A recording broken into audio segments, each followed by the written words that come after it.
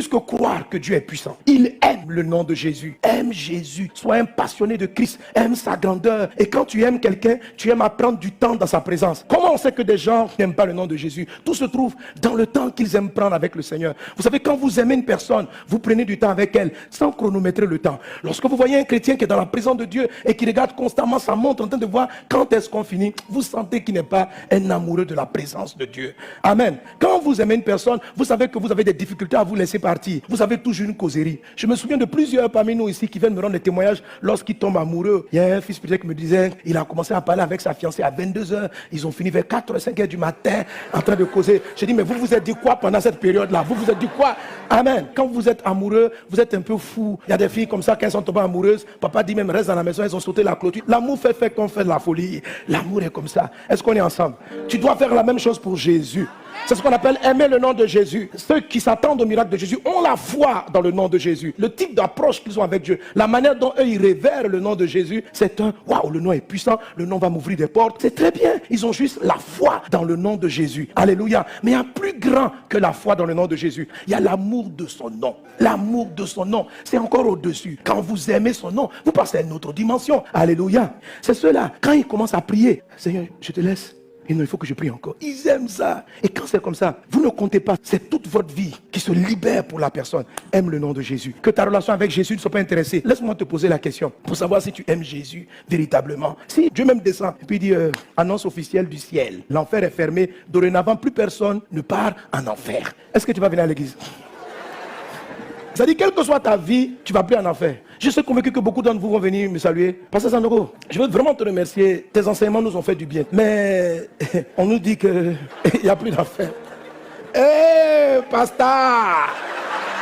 Vous savez, si quelqu'un sent dans son esprit que s'il n'y a pas d'enfer, il n'allait pas continuer de prier. S'il n'y avait pas l'enfer, il allait faire n'importe quoi. Je t'assure, tu profites de Dieu, mais tu ne l'aimes pas. Parce que lorsqu'on aime, on n'aime pas par menace. Tu n'es pas avec quelqu'un parce que tu as peur d'être célibataire. Tu es avec une personne parce que tu l'aimes. Le vrai amour n'est pas quelque chose qui est intéressé. Ça veut dire quoi? Que tu sois pauvre, je vais continuer de t'aimer. Que tu sois riche parce que je n'ai pas choisi ton argent. Il y a certains qui n'ont pas choisi Jésus, mais ils ont choisi la puissance de Jésus. Alors ceux-là, leur maximum dans leur niveau de communion, c'est le niveau de fils de Dieu. Mais ceux par contre qui passent au niveau de l'amour, ils rentrent dans la dimension de l'épouse. C'est là-bas que Dieu t'appelle. Aime Jésus. Maintenant, comment est-ce qu'on arrive à aimer Jésus? Mon ami, l'amour de Jésus n'est pas un sentiment. Même pour vivre longtemps avec ton mari, il ne faut pas te limiter au sentiment. Je suis amoureux, je suis amoureuse. Si tu te limites au sentiment, tu vas perdre parce que les sentiments finissent toujours par disparaître. Quand on dit tu aimeras et c'est un commandement, ça ne peut pas être un sentiment. Si Dieu dit que c'est un commandement, c'est-à-dire qu'il faut simplement obéir. C'est un peu comme quand on te dit arrête-toi au feu rouge. Peu importe ce que tu ressens, tu t'arrêtes au feu rouge. Si tu passes, on te flanque une amende. Est-ce qu'on est ensemble? Qu'est-ce que tu dois faire si tu veux sanctifier le nom de Jésus dans la dimension de l'épouse? Tu dois décider d'aimer Jésus. Je décide à prendre le temps devant lui. Même quand mon corps n'a pas envie. Au début, tu ne sentiras pas l'envie. Mais à force de décider de le faire, tu vas voir que tu aimes rester maintenant dans sa présence. Le plaisir vient après la décision. Quand le plaisir vient avant la décision, le plaisir ne dure pas. Ok? Concernant Jésus, quand tu l'aimes, c'est une décision d'aimer sa présence. De ne pas le chercher pour ce qu'il te donne, mais pour ce qu'il est. Aimer Jésus, c'est aussi prendre soin des autres. Jésus a demandé à Pierre, m'aimes-tu, m'aimes-tu? Pierre dit, tu sais que je t'aime. Jean 21. Jésus dit, si tu m'aimes, paie mes brebis. C'est-à-dire, prends soin des âmes. Prends soin des gens qui sont en souffrance. Donc, quand vous dites que vous aimez Jésus, Dieu ne regarde pas le nombre de larmes que vous versez quand vous êtes en prière pour dire, mais Seigneur, tu vois comment je t'aime,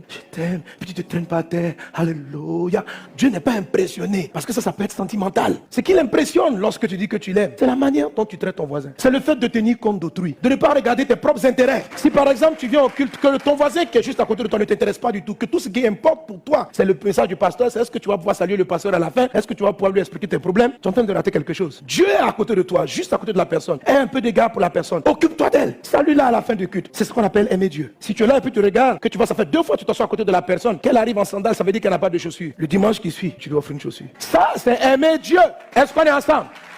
Un chrétien qui fait du bien à son prochain à cause de Dieu, le jour où il va dire Père, souviens-toi de moi, le Père va se... Quoi? Ça c'est mon amoureux, c'est mon amoureux. Il arrive en puissance. Parce que quand tu aimes une personne, tu t'occupes de ce qui lui tient à cœur. Qu'est-ce que Dieu aime le plus? C'est les âmes. Dieu a tellement aimé les hommes qu'il a donné son fils unique. Le gars qui est à côté de toi, là, la fille qui est à côté de toi, Dieu a donné sa vie pour elle. Aimer Dieu, c'est ça. C'est faire du bien aux gens. Vous savez, il y a différentes manières de perdre le troupeau. Tu peux le faire pour que les gens t'apprécient, ou tu peux le faire parce que les gens sont dans le besoin. Dieu n'a pas choisi les gens parce qu'il a besoin d'être apprécié par eux. Il a toute gloire. Qu'est-ce que tu vas lui dire? Il n'a pas besoin de toi.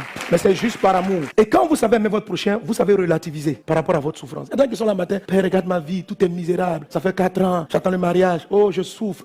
Frère, vous voyez des personnes, ça dit, ils sont nés comme ça. Un pied retourné, un pied là-bas. Il est né avec ça. Il y a des choses, tu es venu, tu as constaté. Est-ce que tu as choisi le lieu de ta naissance? Tu as choisi ta famille. Et tu vois ces gens, ils sont nés avec ça. Quelqu'un me dit, mais pourquoi Dieu permet ça? Dieu n'a rien permis. C'est l'homme à qui il a confié la terre qui s'est donné à Satan. Toutes ces choses-là arrivent à cause des incantations sataniques. Frère, quand vos parents vont adorer les fétiches là, les esprits qui sont là, ils sont méchants. Ils te donnent un enfant, mais la maladie qu'il va donner au second, c'est terrible. Il dit, c'est les hommes qui font ça, mon fils. Vous pouvez l'arrêter, mais commencez déjà en aimant les gens. Faites du bien déjà. Regarde la dame qui est dans la rue, peu importe sa foi. Puis tu vois elle avec son enfant, tu peux t'arrêter simplement. L'enfant il va à l'école. Non, il va pas à l'école. Prends-le en charge. Un enfant de plus, si tu as 3 enfants, si tu avais 4, tu ne les aurais pas mis à l'école. Complète un 4e. Amen. Aime le nom de Jésus. Et quand tu invoqueras son nom, il se lèvera pour toi. Rentrons plus dans cette dimension. Faisons-le pas pour nous faire voir. Tout simplement, il faut aimer les gens. N'aie pas peur que ce soit des gens handicapés, pauvres qui arrivent ici. Il faut qu'ils sentent l'amour de Dieu. Il faut aimer. Et tu sais, quand tu vas faire le bien aux gens, ne pense pas que les gens vont te rendre ça par le bien. Hein. Ah oui, ça c'est comme ça la vie. Hein. Sachez que vous allez perdre des choses. Ok. Souvent les gens sont pauvres, c'est pas par accident. Hein. Souvent c'est des jugements. Le gars il est bâtard, ça dit que son cœur est mauvais. Mais fais du bien quand même aux mauvais. Les gens ils sont comme ça, tous les pieds sont coupés, puis ils sont sorciers. Ils mangent leurs enfants. Mais faites le bien par amour. Jésus est mort pour tout le monde, y compris pour les sorciers. Est-ce qu'on est ensemble? Pour ça, il faut savoir ne pas regarder ce que vous perdez. Il faut savoir regarder ce que la personne a perdu. On raconte l'histoire d'un homme qui un jour marchait dans un couloir. Un jeune homme est arrivé, il a bousculé, lui a enlevé la sacoche. Le papa se lève, jeune homme.